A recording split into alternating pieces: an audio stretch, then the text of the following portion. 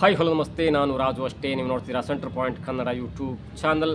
ಧರ್ಮಸ್ಥಳ ಕೇಸ್ನಲ್ಲಿ big development. SIT ಸಲ್ಲಿಸಿದಂಥ ಸ್ಫೋಟಕ ವರದಿ ಇದೀಗ ಬಹಿರಂಗವಾಗಿದೆ.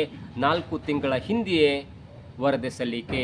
ಯಾರಿಗೆ SIT ವರದಿಯನ್ನು ಸಲ್ಲಿಕೆ ಮಾಡಿತು ಮತ್ತು ಆ SIT ವರದಿಯಲ್ಲಿ ಯಾವೆಲ್ಲ ಡೆವಲಪ್ಮೆಂಟ್ ಆಗಿದೆ, ಯಾವೆಲ್ಲ ತನಿಖೆ ಮುಕ್ತಾಯವಾಗಿದೆ ಮತ್ತು ಯಾರೆಲ್ಲ ಮೇಲೆ ಇದೀಗ ತನಿಖೆ ನಡೀತಾ ಇದೆ, ಇವೆಲ್ಲವನ್ನು ನೋಡೋಣ. ಅದಕ್ಕಿಂತ ಮೊದಲು ಈ ತನಕ ನಮ್ಮ ಚಾನಲ್ನ ಸಬ್ಸ್ಕ್ರೈಬ್ ಮಾಡಿಲ್ಲ ಅಂದರೆ ಈಗಲೇ ಸಬ್ಸ್ಕ್ರೈಬ್ ಮಾಡಿ, ಜೊತೆಗೆ ಕಾಮೆಂಟ್ಗಳ ಮುಖಾಂತರ ತಮ್ಮ ಅಭಿಪ್ರಾಯವನ್ನು ತಿಳಿಸಬಹುದು. ವೀಕ್ಷಕರೇ, ಕಳೆದ 3-4 ದಿನಗಳಿಂದ ಧರ್ಮಸ್ಥಳ ಕೇಸ್ಗೆ ಸಂಬಂಧಪಟ್ಟಂತೆ ಅಲ್ಲೋಲ ಕಲ್ಲೋಲವೇ ಆಗ್ತಿದೆ. ಒಂದು ಕಡೆ ಧರ್ಮಸ್ಥಳದಕ್ಕೆ ಮಸಿ ಬಡಿಲಿಕ್ಕೆ ಒಂದು ಗುಂಪು ಷಡ್ಯಂತ್ರ ಮಾಡ್ತಾ ಇದೆ ಅನ್ನುವಂಥ ಒಂದು ಮಾತುಕತೆ ಧರ್ಮಸ್ಥಳದ ಪರವಾಗಿದ್ದಂಥವರು ಅಂದರೆ ವಸಂತ್ ಗಿಳಿಯಾರ್, ಚಕ್ರವರ್ತಿ ಸೂಲಿಬೆಲೆಯವರು ಆರೋಪವನ್ನು ಮಾಡ್ತಾ ಇದ್ರೆ, ಮತ್ತೊಂದು ಕಡೆ ಧರ್ಮಸ್ಥಳದ ವಿರೋಧವಾಗಿ ಅಥವಾ ಸೌಜನ್ಯ ಪರ ಹೋರಾಟಗಾರರು ಕೂಡ ಇಲ್ಲ, ಧರ್ಮಸ್ಥಳದ ಅಕ್ಕಪಕ್ಕ ಅಸಹಜ ಸಾವಾಗಿದೆ, ಪ್ರಕಾಶ್ ರಾಜ್ ಎಂಟ್ರಿ ಆಗಿದ್ದು ಕೂಡ ಅದೊಂದು ಸಹಜವೇ ಹೊರತು ಅದು ಕುಕೃತ್ಯವಲ್ಲ, ಅದು ಷಡ್ಯಂತ್ರವಿಲ್ಲ ಎನ್ನುವಂಥ ಆರೋಪವನ್ನು ಕೂಡ ಮಾಡ್ತಾ ಇದ್ದಾರೆ. ಅಷ್ಟರ ಮಟ್ಟಿಗೆ ಇದೀಗ ಹೊಸದಾಗಿ ಚಿನ್ನಯ್ಯ ಈ 5 ಮೇಲೆ ಅಂದರೆ ಗಿರೀಶ್ ಮಟ್ಟಣ್ಣ, ತಿಮ್ಮರೋಡಿ, ಜಯಂತ್ ಟಿ, ಸಮೀರ್ MD ಮತ್ತು ವಿಠ್ಠಲ್ ಗೌಡ ಎನ್ನುವಂಥ 5 ಮೇಲೆ ಒಂದು ಕಂಪ್ಲೇಂಟನ್ನು ಕೊಟ್ಟಿದ್ದೇನೆ. ಹೈಕೋರ್ಟಲ್ಲಿ ರಿಟ್ಟರ ಅರ್ಜಿಯನ್ನು ಸಲ್ಲಿಸಿದ್ದೇನೆ ಮತ್ತು 200 ಕೋಟಿಯಷ್ಟು ದೊಡ್ಡ ಷಡ್ಯಂತ್ರ ನಡೆದಿದೆ. 200 ಕೋಟಿ ಆಗುವಷ್ಟು ದುಡ್ಡನ್ನು ಸುರಿದು ಇದೀಗ ಧರ್ಮಸ್ಥಳಕ್ಕೆ ಅಪಪ್ರಚಾರ ಮಾಡುವಂಥ ಕೆಲಸ ಆಗ್ತಿದೆ ಅನ್ನುವಂಥ ವಿಷಯವನ್ನು ಸ್ವತಃ ಧರ್ಮಸ್ಥಳದ ವಿರುದ್ಧವಾಗಿ ಆರೋಪವನ್ನು ಮಾಡಿ ಕಂಪ್ಲೇಂಟ್ ಕೊಟ್ಟು ಇದೀಗ ಧರ್ಮಸ್ಥಳದ ಪರವಾಗಿ ಮಾತನಾಡಿ ಇದೀಗ 5 ಮೇಲೆ ತನ್ನನ್ನು ಇಲ್ಲೇ ತನಕ ತಂದಂಥ 5 ಮೇಲೆ ಇದೀಗ ರಿಟ್ ಅರ್ಜಿಯನ್ನು ಸಲ್ಲಿಸಿ ಇವರ ಮೇಲೆ ಕಾನೂನು ಕ್ರಮ ಕೈಗೊಳ್ಳಬೇಕು ಅನ್ನುವಂಥ ಒಂದು ಆರೋಪವನ್ನು ಮಾಡಿದ್ದಾರೆ. ಇದರ ಮಧ್ಯೆ ಪ್ರಕಾಶ್ ರಾಜ್ ಅವರು ಎಂಟ್ರಿಯಾಗಿ ಅಲ್ಲೋಲ ಕಲ್ಲೋಲ ಸೃಷ್ಟಿ ಮಾಡಿ ಮಾಧ್ಯಮದವರ ಮೇಲೆ ಎಗರಾಡಿ ಕೆಲವೊಂದು ಸತ್ಯವನ್ನು ಬಿಚ್ಚಿಡುವಂಥ ಸನ್ನಿವೇಶ ಕೂಡ ಆಯಿತು ಒಂದು ಕಡೆ. ಆದರೆ ಮತ್ತೊಂದು ಕಡೆ ಪ್ರಕಾಶ್ ರಾಜ್ ಅವರ ಮೇಲೆ ಆರೋಪವನ್ನು ಮಾಡಿದಂಥ 200 ಕೋಟಿ ಆರೋಪವನ್ನು ಮಾಡಿ ಇಲ್ಲ ಈ ಷಡ್ಯಂತ್ರ ಇದೀಗ ಬಯಲಾಗ್ತಿದೆ ಅನ್ನುವಂಥ ಮಾತನ್ನು ಹೇಳ್ತಿದ್ದಂಥ ವಸಂತ್ ಗಿಳಿಯಾರ್ ಮತ್ತು ಚಕ್ರವರ್ತಿ ಸೂಲಿಬೆಲೆಯವರು ಗೋಲ್ಡ್ ಪಿಂಚ್ ಎನ್ನುವಂಥ ಪ್ರತಿಷ್ಠಿತ ಹೋಟ್ಲಲ್ಲಿ ಪ್ರೆಸ್ ಮೀಟ್ ಮಾಡಿದ್ದು ಕೂಡ ಒಂದು ಹಂತಕ್ಕೆ ಇದೀಗ ಸದ್ದನ್ನು ಮಾಡ್ತಾ ಇದೆ.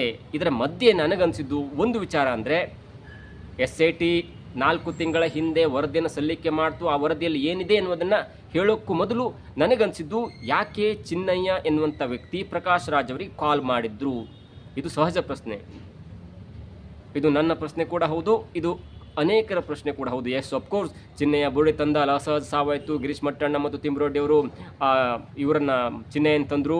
ಎಲ್ಲ ಆರೋಪ, ಎಲ್ಲ ಪ್ರತ್ಯಾರೋಪ ಎಲ್ಲವೂ ಕೂಡ ಒಂದು ಕಡೆ ಆಗ್ತಾ ಇದೆ. ಅದು ಕೆಲವೇ ದಿನಗಳಲ್ಲಿ ಅದರ ಒಂದು ಸತ್ಯಾಸತ್ಯ ತಿಳಿಯುತ್ತೆ ಮತ್ತು SIT ಕೂಡ ಕೆಲವೇ ದಿನಗಳಲ್ಲಿ ಬೆಳ್ತಂಗಡಿಯ ಕೋರ್ಟ್ಗೆ ಒಂದು ವಿಸ್ತೃತವಾದ ವರದಿಯನ್ನು ಸಲ್ಲಿಸುತ್ತೆ. ಅಲ್ಲಿ ಯಾರು ಬರುತ್ತೆ, ಯಾರು ಹೋಗುತ್ತೆ ಎಲ್ಲವೂ ಕೂಡ ಕೋರ್ಟ್ನಲ್ಲಿ ತೀರ್ಮಾನ ಆಗುತ್ತೆ. ಆದರೆ ಒಂದು ಹಂತಕ್ಕೆ ಯಾಕೆ ಚಿನ್ನಯ್ಯ ಮತ್ತು ಚಿನ್ನಯ್ಯನ ಟೀಮ್, ಯಾಕೆ ಚಿನ್ನಯ್ಯ ಮತ್ತು ಚಿನ್ನಯ್ಯನ ಟೀಮ್ ಇದೆಯಲ್ಲ, ನಿಮ್ಮ ಹತ್ರ ಸಾಕ್ಷಿಗಳಿದೆ, ನಿಮ್ಮ ಹತ್ರ ತಲೆಬೋರ್ಡ್ ಇದೆ, ನಿಮ್ಮ ಹತ್ರ ಎಲ್ಲವೂ ಇದೆ ಅಂದಮೇಲೆ ಯಾಕೆ ಪ್ರಕಾಶ್ ರಾಜ್ ಎನ್ನುವಂಥ ಒಬ್ಬ ನಟನನ್ನು ಕಾಂಟ್ಯಾಕ್ಟ್ ಮಾಡುವಂಥ ಹಂತಕ್ಕೆ ಹೋಯಿತು?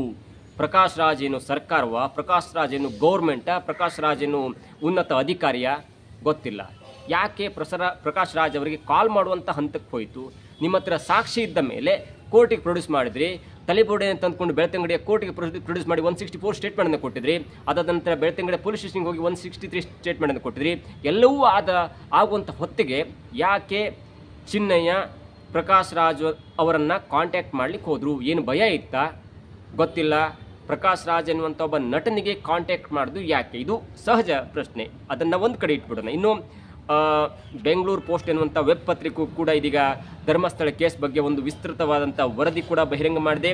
ಧರ್ಮಸ್ಥಳ ಕೇಸ್ಗೆ ಸಂಬಂಧಪಟ್ಟಂತೆ ಇದು ಒಂದು ಬಿಗ್ಗೆಸ್ಟ್ ಟ್ವಿಸ್ಟ್ ಅಂತ ಹೇಳ್ಬೋದು, ಡೆವಲಪ್ಮೆಂಟ್ ಅಂತ ಹೇಳ್ಬೋದು. ಯಾಕಂದರೆ ಈ ಧರ್ಮಸ್ಥಳ ಕೇಸ್ ಇಷ್ಟು ದೊಡ್ಡ ಹವಾವನ್ನು ಮಾಡಲಿಕ್ಕೆ, ಧರ್ಮಸ್ಥಳ ಕೇಸ್ ಇಲ್ಲಿ ತನಕ ಬಂದಿರಲಿಕ್ಕೆ ರಾಜ್ಯ ಮಹಿಳಾ ಆಯೋಗ ಕೂಡ ತನ್ನ ಒಂದು ಕಾರ್ಯವನ್ನು ಮಾಡಿತು.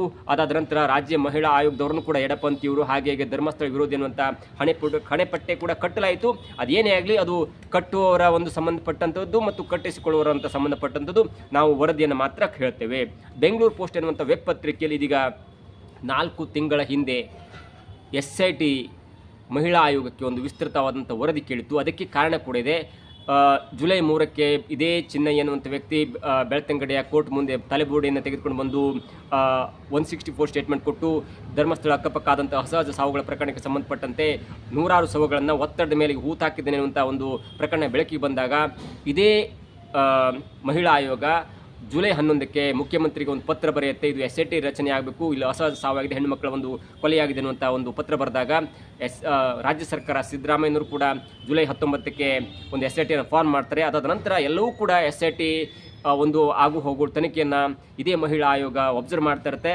ಕೆಲವೊಂದು ತಿಂಗಳ ನಂತರ ಅಂದರೆ ಸಮಾಧಿ ಆಗುವಂಥ ಸ್ಥಳ ಮಜರಾದಾಗ ಸಮಾಧಿ ಆಗುವಂಥ ಕೆಲಸ ಆದಾಗ ಎಲ್ಲೋ ಒಂದು ಕಡೆ ಧರ್ಮಸ್ಥಳ ವಿರುದ್ಧ ಅಪಪ್ರಚಾರ ಆಗ್ತಿದೆ ಅನ್ನುವಂಥ ಒಂದು ಹಂತಕ್ಕೆ ಬಂದಾಗ ಇದೇ ಮಹಿಳಾ ಆಯೋಗದ ಅಧ್ಯಕ್ಷರಾಗಿರುವಂಥ ನಾಗಲಕ್ಷ್ಮಿ ಚೌಧರಿ ಅವರು ಮತ್ತೆ SITಗೆ ಪತ್ರ ಬರೆದು ಯಾವ ಹಂತಕ್ಕೆ ಹೋಗ್ತಾ ಇದೆ, ಕೇವಲ ಚಿನ್ನಯ್ಯನ ಹೇಳಿಕೆಯನ್ನೇ ಗಮನಿಸಿಕೊಂಡು ನೀವು ತನಿಖೆಯನ್ನು ಮಾಡ್ತಿದ್ರ ಅಥವಾ ಈ ಹಿಂದೆ 20 ವರ್ಷಗಳಲ್ಲಿ ಆದಂಥ ಒಂದು ತನಿಖೆಯನ್ನು ಮಾಡ್ತಿದ್ರೆ ಅನ್ನುವಂಥ ರಿಪೋರ್ಟ್ ಕೊಡಿ ಅನ್ನುವಂಥ ವಿಷಯವನ್ನು ಕೇಳಿದಾಗ ಇದೇ SIT ತಂಡ ಕೆಲವೊಂದು ಸಂಕ್ಷಿಪ್ತವಾದ ವರದಿಯನ್ನು ಕೂಡ ಕೊಟ್ಟಿತ್ತು. ಅದು ಕೂಡ 4 ತಿಂಗಳ ಹಿಂದೆ SIT ಇದೇ ಮಹಿಳಾ ಆಯೋಗಕ್ಕೆ ಸಬ್ಮಿಟನ್ನು ಮಾಡಿತು. ಆ ವರದಿ ಇದೀಗ ಬಹಿರಂಗವಾಗಿದೆ.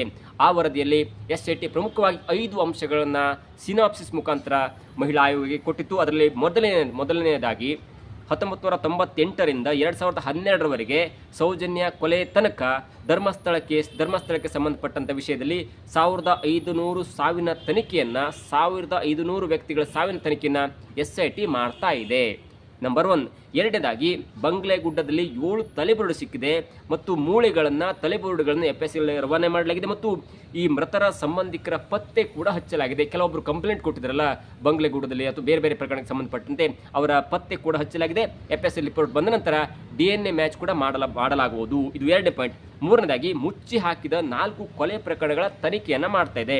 ಅದರಲ್ಲಿ 3ಅನ್ನು ಮೆನ್ಷನ್ ಮಾಡಿದರೆ 10 ಅಥವಾ 12 ವರ್ಷದ ಒಬ್ಬ ಮಹಿಳೆಯನ್ನು ಅಂದರೆ ಬಾಲಕಿಯನ್ನು ಆ್ಯಸಿಡ್ ಹಾಕಿ ಕೊಲೆ ಮಾಡಲಾಯಿತು. ಅದನ್ನು ಕೂಡ ಈಗ ತನಿಖೆ ಮಾಡಲಾಗಿದೆ. ಜೊತೆಗೆ ಧರ್ಮಸ್ಥಳದ ಲಾಡ್ಜ್ನಲ್ಲಿ ಕತ್ತು ಹಿಸುಕಿ ಕೊಲೆಯಾದಂಥ 20 ವರ್ಷದ ಮಹಿಳೆಯ ಒಂದು ತನಿಖೆ ಕೂಡ ಆಗ್ತಾ ಇದೆ. ಜೊತೆಗೆ ನೇತ್ರಾವತಿ ನದಿಯ ಅಕ್ಕಪಕ್ಕದಲ್ಲಿ 30-35 ವರ್ಷದ ಅಥವಾ 45 ವರ್ಷದ ಒಬ್ಬ ಪುರುಷನ ಕೊಲೆಯಾಗಿತ್ತು, ಸಾವಾಗಿತ್ತು. ಅದು ಕೂಡ ಇದೀಗ ತನಿಖೆ ಆಗ್ತಿದೆ ಅನ್ನುವಂಥ ಒಂದು ವಿಷಯವನ್ನು SIT ಮಹಿಳಾ ಆಯೋಗಕ್ಕೆ ರಿಪೋರ್ಟನ್ನು ಸಲ್ಲಿಸಿದೆ. ಇನ್ನು 4ನೇದಾಗಿ ಅಸಹಜ ಸಾವು ಪ್ರಕರಣಕ್ಕೆ ಸಂಬಂಧಪಟ್ಟಂತೆ ಧರ್ಮಸ್ಥಳ ಗ್ರಾಮ ಪಂಚಾಯತ್ ವ್ಯಾಪ್ತಿಯಲ್ಲಿ ಇರುವಂಥ ದಾಖಲಾತಿ, ಅದಕ್ಕೆ ಸಂಬಂಧಪಟ್ಟಂಥ ವೈದ್ಯಕೀಯ ದಾಖಲಾತಿ ಮತ್ತು ಆ ಸಾವಿಗೆ ಸಂಬಂಧಪಟ್ಟಂಥ ಧರ್ಮಸ್ಥಳ ಪೊಲೀಸ್ ಅಥವಾ ಬೆಳ್ತಂಗಡಿಯ ಠಾಣೆಯಲ್ಲಿ ಆದಂಥ ಒಂದು ದಾಖಲಾತಿ ಇವು ಯಾವುದಕ್ಕೂ ಕೂಡ ಮ್ಯಾಚ್ ಆಗ್ತಾ ಇಲ್ಲ. ಧರ್ಮಸ್ಥಳ ಗ್ರಾಮ ಪಂಚಾಯತಿಯಲ್ಲಿ ಒಂದು ದಾಖಲಾತಿ ಇದೆ. ಧರ್ಮಸ್ಥಳಕ್ಕೆ ಗ್ರಾಮ ಪಂಚಾಯತಿ 2014 ಸ್ಥಾಪನೆ ಆಯಿತು, ಅಂದರೆ ಪೊಲೀಸ್ ಸ್ಟೇಷನ್ ಸ್ಥಾಪನೆ ಆಯಿತು. ಅದಕ್ಕಿಂತ ಮೊದಲು ಬೆಳ್ತಂಗಡಿಯ ಪೊಲೀಸ್ ಠಾಣೆಯಲ್ಲಿ ದಾಖಲಾತಿ ಇತ್ತು.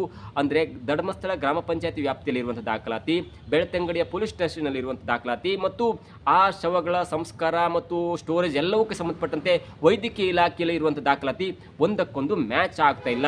ಅದರ ತನಿಖೆ ನಡೀತಾ ಇದೆ. ಇನ್ನು 5ನೇದಾಗಿ ಧರ್ಮಸ್ಥಳದ ಬಂಗ್ಲೆಗುಡ್ಡ ಪ್ರದೇಶ ಇದು ಅಪರಾಧ ಕೃತ್ಯಕ್ಕೆ ಉಪಯೋಗಿಸುವಂಥ ಒಂದು ಸ್ಥಳ ಎನ್ನುವಂಥ ರಿಪೋರ್ಟನ್ನು ಇದೀಗ 4 ತಿಂಗಳ ಹಿಂದೆ ಒಂದು ಸಿನಾಪ್ಸಿಸ್ ಥರದಲ್ಲಿ, ಒಂದು ಸಾರಾಂಶ ಥರದಲ್ಲಿ SIT ಈ ಮಹಿಳಾ ಆಯೋಗಕ್ಕೆ ಕೊಟ್ಟಿತ್ತು. ಇದರ ಮುಂದುವರೆದ ಭಾಗವಾಗಿ ಹೇಳೋದಾದರೆ ಮೊನ್ನೆ ತನಕ ದೊಡ್ಡ ಗಲಾಟೆ ಇತ್ತು. ದೊಡ್ಡ ಗಲಾಟೆಯಲ್ಲಿ ಪ್ರಕಾಶ್ ರಾಜ್ ಎಂಟ್ರಿ ಆದರು. ಪ್ರಕಾಶ್ ರಾಜ್ ಮತ್ತು ಮಾಧ್ಯಮದ ಮಧ್ಯೆ ಗಲಾಟೆ ಇತ್ತು. ಮಾರಿಕೊಂಡವರು ಯಾರು ಹಾಗೆ ಹೀಗೆ ಎಲ್ಲೋ ಗಲಾಟೆ ಇತ್ತು. ಇದರ ಮಧ್ಯೆ ಕೂಡ ನಾವು ಸೀರಿಯಸ್ ಆಗಿ ಧರ್ಮಸ್ಥಳ ಕೇಸನ್ನು ನೋಡೋದಾದರೆ ಧರ್ಮಸ್ಥಳ ಕೇಸ್ಗೆ ಸಂಬಂಧಪಟ್ಟಂತೆ SITಗೆ FSLನಿಂದ ಒಂದು ವರದಿ ಬಂದಿದೆ, ಫೈನಲ್ ರಿಪೋರ್ಟ್ ಬಂದಿದೆ.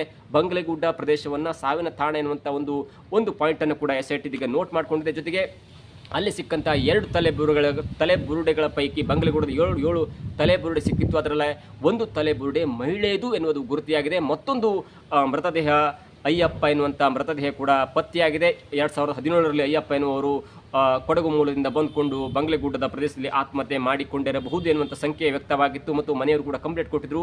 ಅವರ ID ಕಾರ್ಡ್ ಕೂಡ ಬಂಗ್ಲೆಗುಡ್ಡದಲ್ಲಿ ಸಿಕ್ಕಿತ್ತು. ಅದಾದ ನಂತರ ಬಂಗ್ಲೆಗುಡ್ಡದಲ್ಲಿ ಸಿಕ್ಕಂಥ ಮೂಳೆಗಳನ್ನು FSL ಕಳಿಸಿದಾಗ ಮತ್ತು ಅವರ ಸಂಬಂಧಿಕರ DNA ಮ್ಯಾಚ್ ಮಾಡಿದಾಗ ಎಸ್ ಅಫ್ಕೋರ್ಸ್ ಇದು ಅಯ್ಯಪ್ಪ ಅವರ ಮೃತದೇಹ 70-75 ವರ್ಷ ಆಗಿತ್ತು ಅವರಿಗೆ. ಅವರ ಮೃತದೇಹ ಎನ್ನುವುದು ಕೂಡ ಪತ್ತೆಯಾಗಿದೆ. ಮುಂದಿನ ಹಂತದಲ್ಲಿ ಅವರ ಮೂಳೆಗಳು ಅವರ ಸಂಸ್ಕಾರಕ್ಕೆ ಮನೆಯವರಿಗೆ ತಲುಪಬಹುದು.